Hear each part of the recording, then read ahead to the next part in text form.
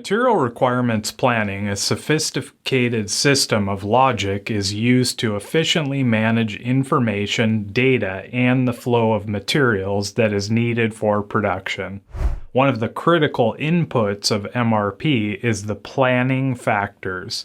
These planning factors are used by MRP to accurately calculate needed requirements for materials to meet the demands that are being placed on production.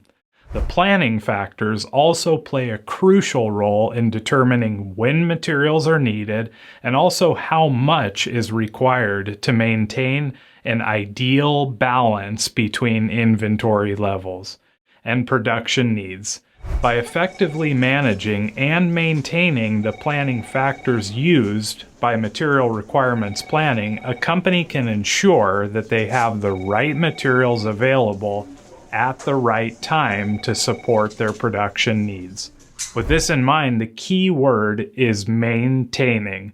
Material requirements planning should be regularly gone through and go through data cleansing to ensure that all planning factors and inventory data is accurate.